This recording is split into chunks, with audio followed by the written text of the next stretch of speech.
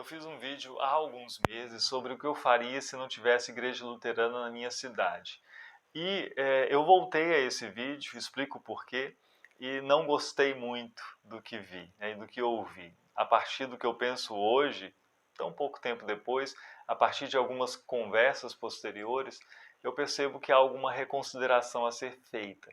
Por que eu voltei ao vídeo? Porque alguns batistas me levaram a isso, né? Quando perguntaram assim, quando questionaram por que não apareceu a Igreja Batista como opção para você frequentar nesse caso. E para quem não viu o vídeo, eu explico, né? Naquele vídeo eu digo assim que eu não seria membro de outra igreja, mas eu poderia sim frequentar outra igreja para ter a convivência com uma congregação, para que minhas filhas tivessem escola bíblica, né? Eu frequentaria, não participando de tudo, não participando da vida mais íntima da congregação, assim, né, tendo cargo nem nada disso, não me tornando membro, não participando da ceia do Senhor, mas indo ali para escutar a palavra e tudo mais, né? E hoje os batistas perguntaram, né, então, um deles de forma muito agressiva, né? Você veja como você é uma pessoa que não presta, porque você nem mencionou a igreja batista, uma igreja bíblica, uma igreja que faz isso e aquilo, então você não é uma boa pessoa. Né? E outro foi até humilde demais, né? Que ele disse assim, quem sabe não poderia mencionar os batistas lá no fim da fila, antes dos pentecostais, como uma penúltima opção. Então eu vou responder, né? Eu pensei então por que eu não mencionei os batistas. Não foi algo de caso pensado, né? Muito consciente assim, mas eu acho que eu tenho dois motivos. O primeiro deles é muito parecido com o motivo pelo qual eu fiz tantas ressalvas ao caso dos anglicanos que eu mencionei lá. E o motivo é a diversidade gigantesca que há sob o nome Batista. E muito do que eu vejo sobre o nome Batista hoje no Brasil tem aquele modelo de culto que parece um show, né? Que tem um palco, que tem luz, que tem uma banda tocando, e aí no meio tem uma pregação. Se é essa a experiência de culto, né, se é, né, não me interessa. Assim, em princípio não me interessa porque eu não reconheço isso como aquilo que eu busco no culto. Então não supriria a minha falta, na verdade. Se eu quisesse um momento de emoção, um show mesmo para ir, aí talvez, mas não seria o cotidiano de ir a um culto, isso não faria parte, né, do que eu entendo como culto exatamente. Mas eu sei que nem todas as igrejas batistas cederam a esse modelo. Talvez seja até difícil encontrar alguma igreja batista tradicional que, né, mantém uma certa liturgia diferente disso, e talvez seja até mais difícil do que encontrar uma igreja luterana. Ou talvez não, né? Talvez em cidades menores, que não, as igrejas não têm esses recursos, né? Talvez ainda mantenham o culto num padrão diferente, não sei. Mas qual que seria a outra barreira, então? A primeira barreira seria essa diversidade e essa possibilidade de um culto que eu não reconheço tanto como o que eu procuro num culto. A outra barreira seria o batismo. E aí é uma barreira muito séria, né? Porque as igrejas que eu mencionei no outro vídeo, todas elas, quando eu chegasse com a minha família, eles reconheceriam o batismo da minha família. Reconheceriam que nós somos pessoas batizadas, né? Pessoas cristãs batizadas. Pelo menos eu espero que sim, né? Existe uma brincadeira por aí, que eu vi esses dias, né? Alguém compartilhou, um amigo no Facebook, de um líder neopentecostal, né? Teoricamente neopentecostal, que nega a necessidade do batismo para pessoas cristãs, que diz que era algo só, esqueci o nome do sujeito, que era algo só ali para o século I. Né? E aí alguém brincou assim, pelo menos no caso desse pessoal dessa igreja, a presbiteriana do Brasil não vai fazer rebatismo, né? Porque tem essa brincadeira que os presbiterianos rebatizam também todo mundo. Né? Eu não sei se os presbiterianos se arriscariam a rebatizar luteranos. Se sim, significa que eles olhariam para nós também como não batizados. Eu acho que não seria o caso, mas pensando nessa possibilidade. Se eles também olhariam para nós como não batizados, seria um problema, né, para mim. E os batistas nos olham assim, né? Eles não veem como válido o nosso batismo. Então, como é que eles nos veem, né? Isso seria um problema sério para mim. Principalmente se a partir disso houvesse uma repercussão dessa opinião, né? Que talvez não acontecesse também. Talvez não acontecesse. Talvez acontecesse um respeito muito grande e uma consideração da diferença, assim, não sei.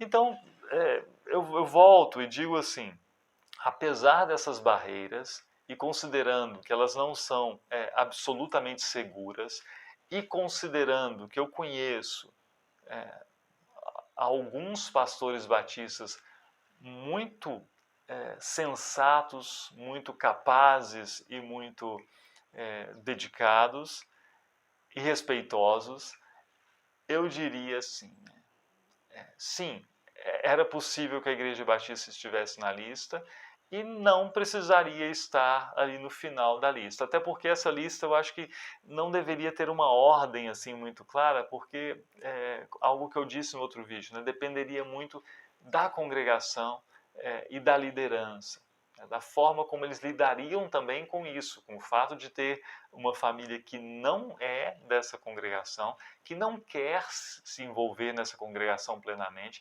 que vai manter a sua tradição cristã diferente e que está ali somente para respeitosamente ouvir, né? Mas então eu consideraria que sim, haveria possibilidade de uma igreja batista entrar na lista de opções.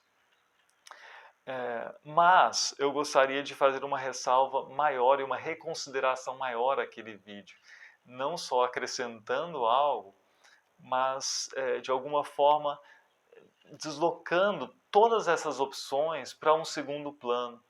Alguém comentou naquele vídeo assim, olha, as pessoas mudam de cidade por motivo de estudo, vão fazer faculdade, por motivo de trabalho. Se a vida cristã e se a vida numa congregação é tão importante para nós, por que não pensar em mudar de cidade por causa disso? Por que você foi parar numa cidade que não tem igreja luterana? Por que não se deslocar dela? E meu primeiro pensamento sobre isso é que é muito difícil mudar de cidade. A pessoa tem o seu ganha-pão às vezes atrelado a uma localidade específica e tudo mais. Por outro lado, de fato, as pessoas mudam de cidade por outros motivos. Então eu teria como primeira opção, sim, eu concordo com essa pessoa, inclusive por ter depois conhecido casos reais de pessoas que fizeram isso. Eu colocaria como uma opção o mudar de cidade. Nesse caso, eu não teria que procurar outra igreja, né? Eu iria para uma cidade que tem igreja luterana. Isso é fácil fazer? Certamente que não. Né? Mudar de cidade para quem já é um adulto e já depende de si mesmo para viver, né, para o seu sustento, envolve um planejamento muito grande, envolve uma dificuldade às vezes na execução desse planejamento também. Mas eu o teria como opção, né? Eu teria como algo a tentar. E outra coisa, né? Tudo bem. Se eu estou relativamente perto de uma cidade com igreja luterana, eu posso tentar ir e vir pelo menos de 15 em 15 dias. Se existe a possibilidade de migrar para outra cidade, eu me esforçaria para isso. Mas só por causa da igreja? Sim. Só por causa da igreja. Para mim não é só, né? E aí também, no caso de absolutamente ser impossível, eu tenho um trabalho estritamente ligado a uma cidade, é minha vocação, eu faço bem para as pessoas ali e eu sei que o meu lugar é naquela cidade por isso, né? Porque o meu trabalho, além de me dar o ganha-pão ali, ele é necessário ali. Sei lá, né? Imagine aí um profissional que precisa estar numa cidade que ele sabe que a ausência dele não vai ser suprida por outro profissional, ele sabe a falta que fará ali. Eu pensaria em fazer da minha casa um ponto de missão para a igreja luterana, com o apoio de algum pastor, do pastor mais próximo, mas com os recursos que eu tivesse, eu tentaria fazer com que outras pessoas percebessem como é bom ser luterano. E eu tentaria começar ali um trabalho de missão para que houvesse no futuro, quem sabe, uma pequena congregação. Eu faria o curso da Educação Teológica por Extensão do Seminário Concórdia à distância, né, com o apoio de um pastor, do pastor mais próximo, sendo monitorado por ele, auxiliado por ele, para que eu tivesse mais capacitação para o ensino bíblico, para o evangelismo, e tentaria, né, com uma parceria com esse pastor, começar uma missão ali. Quem sabe, né, chamando esse pastor para estar ali uma vez por mês, né, para realizar um culto. Bom, seria o começo de um processo, né? Mas seria a minha segunda opção, no caso de não, né, a primeira opção, migrar, a segunda opção seria essa.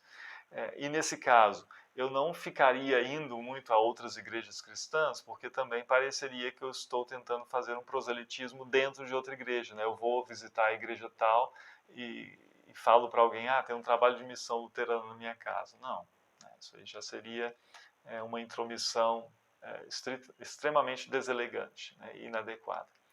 Eu ficaria como um luterano. Faria falta a vida na congregação? Sim, mas a minha esperança seria que eu tivesse uma pequenina congregação, lá de 3 famílias pelo menos, dentro de uns meses, e depois isso poderia crescer. É isso, acho que essa é a minha reconsideração para o vídeo, e se não tivesse igreja luterana na minha cidade. Felizmente, como eu disse lá, isso não acontece comigo. Como eu sou pastor luterano, eu vou para uma cidade sempre em que há uma igreja, uma congregação que eu devo pastorear. É algo que simplifica bastante as coisas. Mas essa é a minha questão.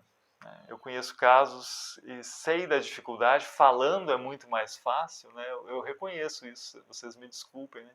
Falando é muito mais fácil, mas eu acho que essa esperança que nós temos ao falar deveria alimentar a nossa motivação para pelo menos tentar também. Bênção do Senhor Jesus e até a próxima.